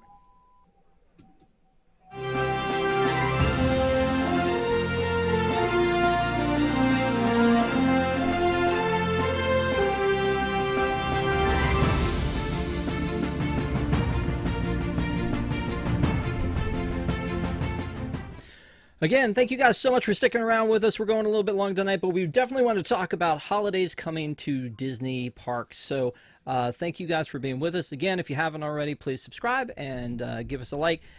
Bringing the rest of the Disney crew back here and talking a little bit about the holidays, because honestly, this is still my favorite time of year to go to the Disney parks, is at the holidays, because maybe part of it's because when I was growing up, we never got to go because it was always the busiest, most expensive time, and my dad was like, we're not doing that. He loved going to the parks, but at the same time, they're usually the most crowded. It's the most wonderful, most crowded time of the year. I know that the worst of it is right at the end at New Year's. So there's a lot of stuff, though, that we've dropped on WDWNT.com. You can check out the whole thing by going there. But I want to talk a little bit about some of the stuff that's there, not the stuff that used to be there, like, I don't know, the Osborne Lights, RIP, but some of the stuff that's actually there. I know that in one of the things that's come to Disney already, the Magic Kingdom, is the Jingle Cruise overlay, which, again, that's one of the things that we used to see a lot in California is overlays. It's a Small World overlay for the holidays, the Nightmare Before Christmas overlay. They used to do all those with Space Mountain, and I really feel like this was kind of like one of the OG overlays that they would do at the parks. And Jason, now that you're a local, I mean, is this one of the things that would take you to the park to go in and see for the first time? I mean, I haven't seen it yet, you're right that Disneyland has often done overlays to a much better extreme than we have here in Florida. And you're right. I think the Jingle Cruise is kind of one of our homegrown ones. I still think Disneyland has better overlays. And I don't know if Christmas is my favorite time or Halloween is my favorite time at Disneyland. Because you've got the Haunted Mansion, you've got Monsters After Dark, which is a fantastic overlay. They sort of just go all out with their overlays. Ghost Galaxy. Well, okay, fine. They really go all out with their overlays. There's a lot of effort put into the overlays at Disneyland, and I feel like they cheap out here, and we don't really get the full-on overlay like they do at Disneyland. But, any overlay's good in my book because it means something is a bit different and worth going back to see again. So, yeah, no, I agree with you that the Haunted Mansion Holiday is still by far the most intricate overlay I think I've ever seen happen on anything on a temporary basis. Obviously, there's been permanent stuff happening, but on a temporary basis, the Haunted Mansion Holiday. I mean, Mickey's Birthday Land was a temporary basis. Sure. That was a very elaborate thing that lasted for 20-some years, but okay. Well, at least for the Haunted Mansion, it goes back to the Haunted Mansion at some point. But yes, it does. Yes, with Jingle Cruise, they put Christmas vests on the apes, and they throw some presents in the water. I mean, I don't know what else you could want, over top of that. Maybe throwing a stocking in the mouth of the tiger. I mean, that's some high end stuff. I mean, already Charlie's being completely bored by that because that's nothing compared to Ghost Galaxy, apparently. No, of course not. That was not a commentary. I do love the Jingle Cruise. I think the reason we have better overlays is because we're less of a travel in from everywhere destination and more of a locals park, and so we as locals have gone on the rides 100 times versus if you're traveling from out of state and this is your one big trip and you're going to do it right, you want to see the iconic version. If you've never been on Haunted Mansion, you really want to see the Haunted Mansion, not an overlay with something else. And so I think that's, Florida being more of the destination is why you guys don't have as many overlays versus we're all bored with everything. The moment you give it to us, we're already bored with it. So you have to do an overlay or we just don't care. You guys are just spoiled brats out there, apparently, is what I'm hearing. Sounds like it. Yeah. Unreal.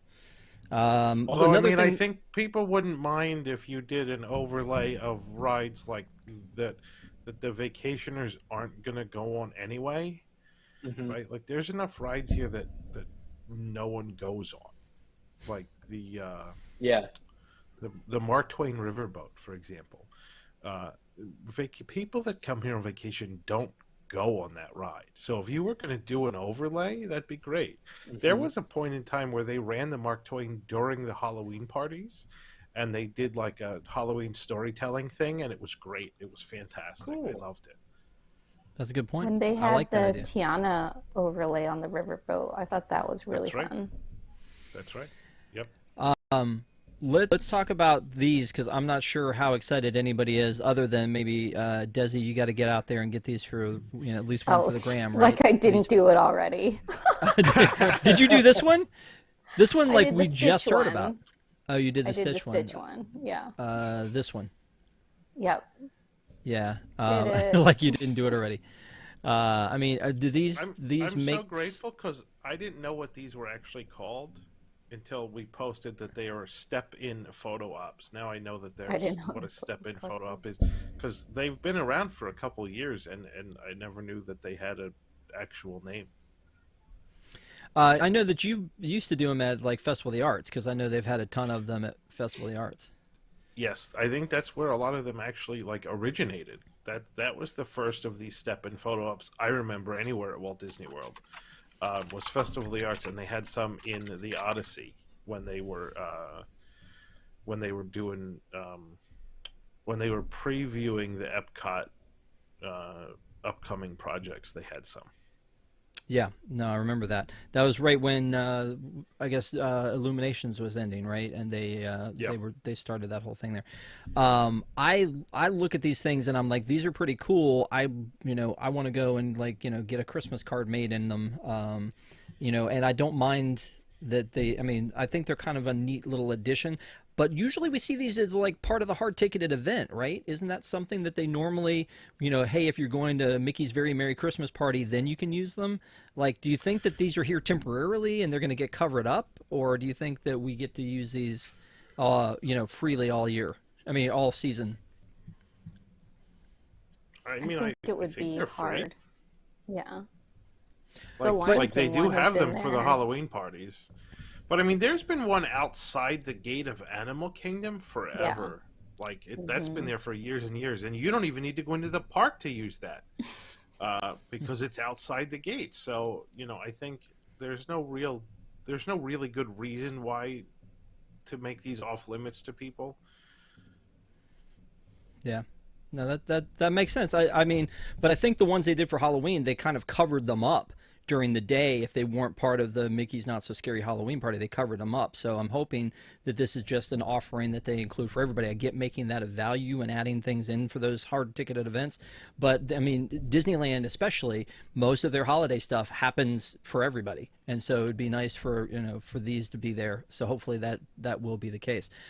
We did get another super chat here. I assume this is directed at Desi. It says, really enjoying this Moana ParksCenter overlay from the Trauma Factor.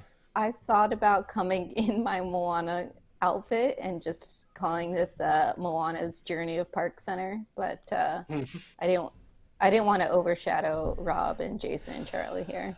You didn't want to steal the show, man. That's right. You're a gift. We appreciate you so much.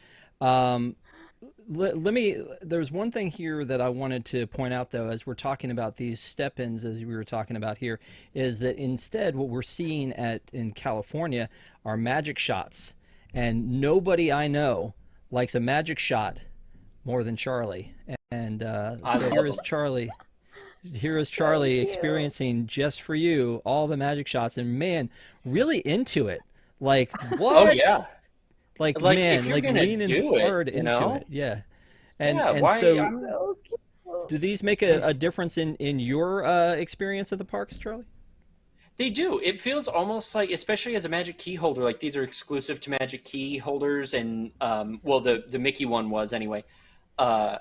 It's like a fun treasure hunt kind of thing, because like you have to go to the one specific spot, and sometimes they don't really tell you where it is, or like they'll tell you the wrong thing, or the photographer moved. So you're talking with your friends and you're like, I recognize the post in the background of this, and that's where I've seen it on Instagram. So where is this and what's the angle? And you got to figure it out and find it. And then you get there and you have to ask for it. It's a crapshoot as to whether or not it actually happens. And like half the time you hold out your hands and it's like Ant-Man. So it doesn't always make sense. Like, it's just fun. It's a roll of the dice. I love magic shots. I love that you position it as if it's like some kind of a hidden Mickey game, where really it's just a lack of communication in the company. Completely. Yeah, I mean, that's but really all it's this like is. the mystery. You know, the cast members are as surprised as I am when they punch this in, and they're like, I don't know, it might be Groot. Let's find out. And so, like, I'll come back and show them, like, 6 hours later, like, hey, they touched up my photo, and it's Tinkerbell in Avengers Campus. Like, And you're like, thanks, somebody finally let us know. We appreciate you. Thank you for the information. No, again, like, I agree with you. There's sometimes a challenge. You're like, I know these parks better than anybody. I'm going to figure this out. But at the same time, poor people, like unfortunate souls who don't live and breathe the parks, they're like, they're going to miss out on something like that they've gone to the trouble to do. So I don't know how they could be better communicators. I think that's why it's so much fun for Magic Key holders, is because it's like, you know, this is something for us and not everybody has it. It makes it more special that you have to work for it, you know, like if Sean Bean could have just walked up to the Declaration of Independence and like just found out the whole thing and be like, oh, here it is, here's an address, it wouldn't have been as fun. Like, you have to steal the Declaration, you have to go through all the different things and, you know, have the adventure. Save your National Treasure references for Deep in the Plus, my friend. We're going to go, but here's the thing I was about to show is this popcorn bucket is a musical popcorn tin bucket. I'm excited about this one. And the funny thing to me about this one is it actually looks like it could efficiently hold popcorn. Go figure. Like, that's crazy. Jason, I assume I feel like you have a popcorn bucket addiction. Do you get a lot? I mean, you got the Mr. Toad one. Does this one look exciting to you? I mean, I got the Mr. Toad one. I actually bought the really ugly ass annual pass holder one just because it's an annual pass holder one and I needed it as an example of, you know, a poor example of a popcorn bucket. But that one holds popcorn. So it's hard because the annual pass holder popcorn bucket probably holds about 4 times as much popcorn as the Mr. Toad popcorn bucket. But at the same, you know, and I have the Elliott popcorn bucket from Electrical Parade. I don't like to be a popcorn bucket aficionado, but I kind of am because they're kind of cool. They're so big and they take up so much space. I wish I didn't, but I'm stuck. Yeah, I mean, obviously anybody who's watched the show knows same. I have a very bad problem with this because, sippers and popcorn buckets, and I've said this a million times, if you put them all on a shelf in a shop, if they were in the Emporium and anybody could just go buy one, I would go, that's no big deal. I don't need Stitch with a straw coming out of his head. But if you put it limited edition at a popcorn stand, I will stand in line for an hour so that I can make sure to get one. Desi, the musical popcorn bucket, is it? Why? What is it that sells you on that one in particular? It is a culmination of all of the things. It is adorable. It fits popcorn. And it's popcorn. Unique because it's got the music aspect to it. So it's all of these different things combined into one popcorn bucket. I have the generic popcorn bucket that I go in and I get my popcorn with because they have stopped handing out the boxes of popcorn now. Now they will actually fill up your popcorn bucket. So I have to bring the boring popcorn bucket if I actually want popcorn. Because if I were to bring this, I'm going to get like 3 kernels of popcorn. But look how cute this is. I mean, how could I say no? I'm a popcorn bucket addict almost the way that Rob is a Magic Band addict. However, I'm not as crazy as Jason because I'm not spending money on that ugly annual pass holder popcorn bucket. You're saying that you have limits. You have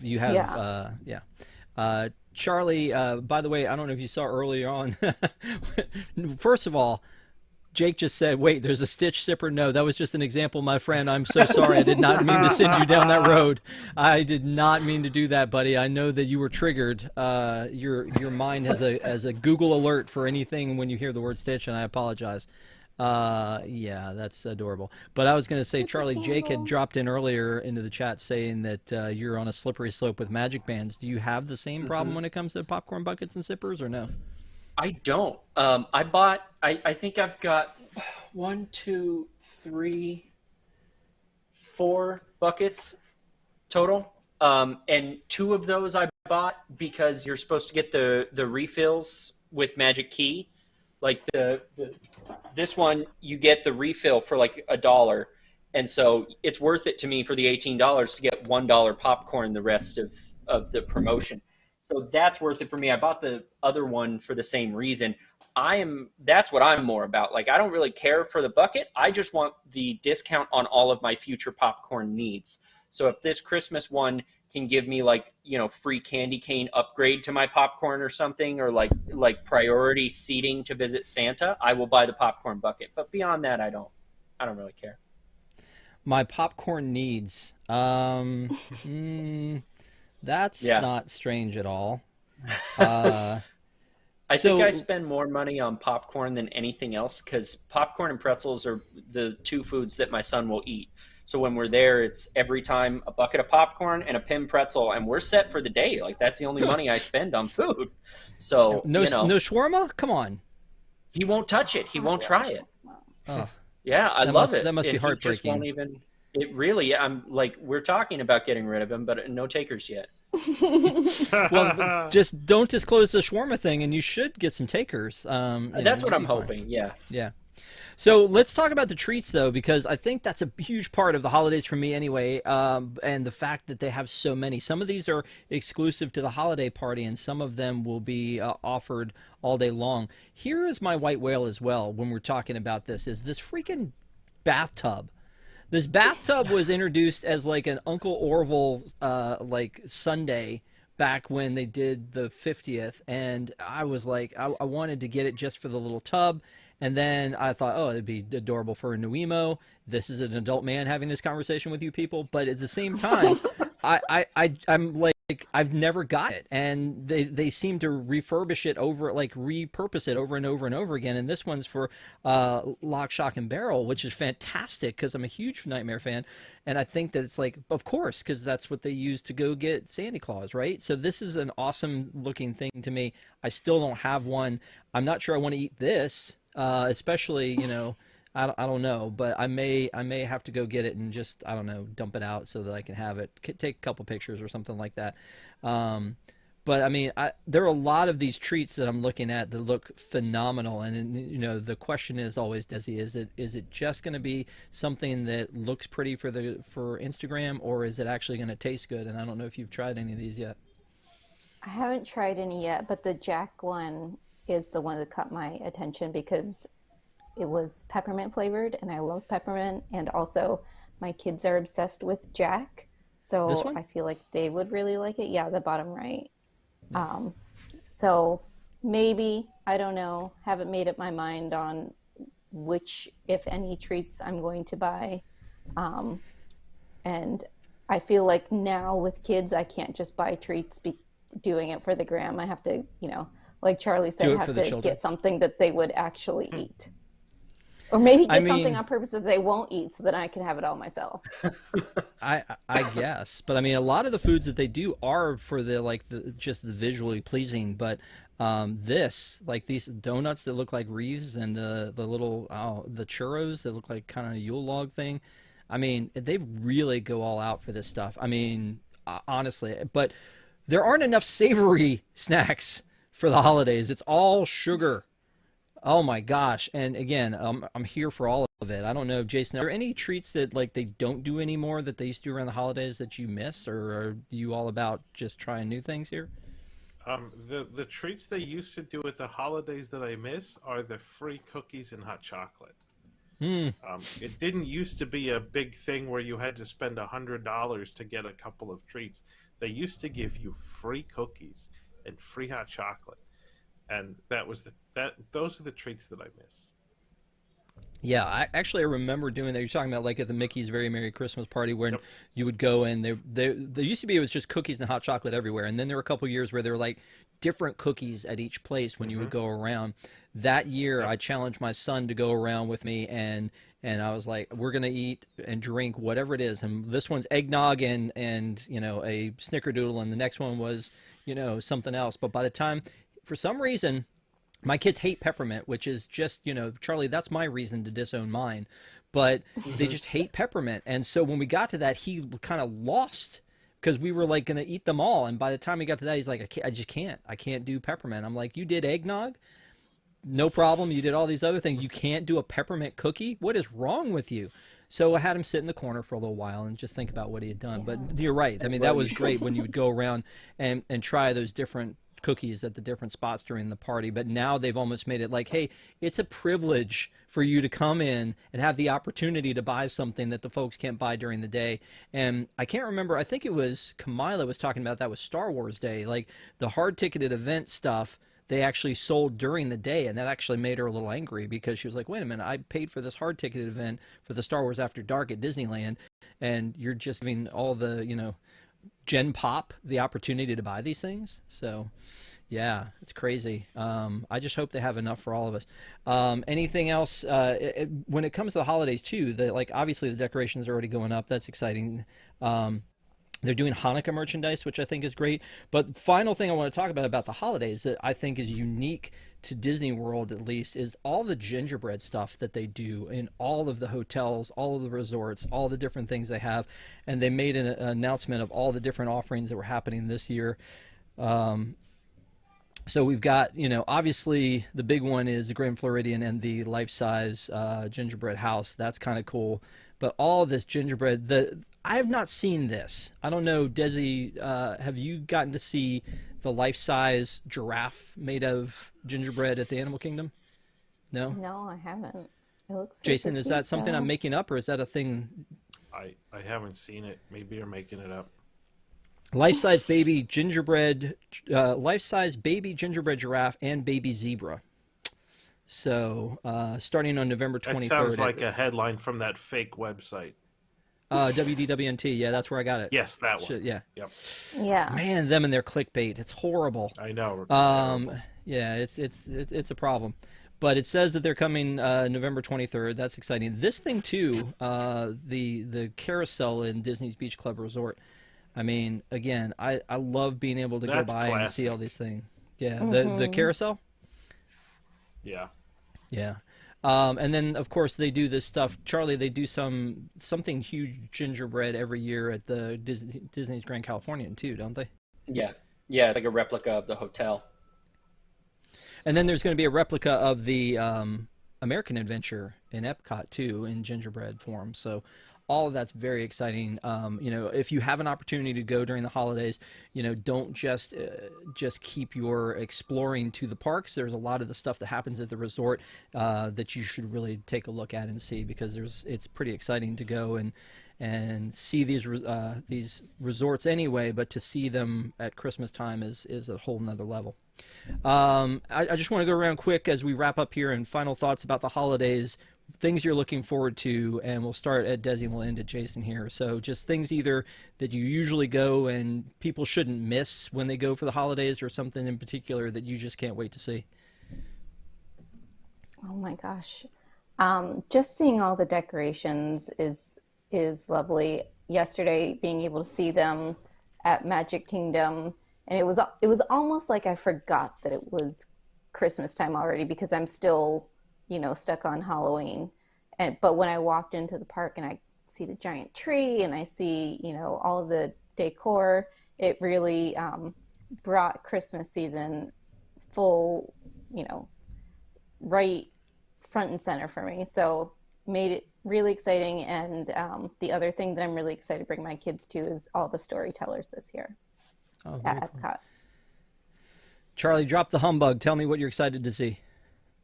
So I'm not humbug, but also not really holiday as much. We've got a Flavors of Wakanda booth coming to the Festival of the Holidays, kind of separate, but it's going to be all African flavors, and we've got some new characters from Wakanda Forever coming out. I'm really excited for all of this, and we're going to be doing a big push. I've got a big video blog coming up as soon as I can get at it to film all of this, and I'm going to try all the food. The Christmas stuff is cool too, and that's kind of a known commodity, but I don't know what to expect from the Flavors Wakanda booth. I'm just very much looking forward to seeing what they offer beyond the couple little photos that they've sent out. So I think that's going to be probably the thing I'm looking forward to most for this holiday. Gotcha. And Dr. Divendahl, what's your favorite part of it now that you're a local?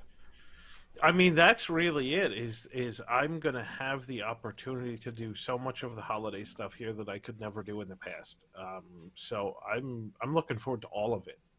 You know, I haven't done a Christmas party in probably 5 or 6 years, just because they're kind of not really worth it anymore.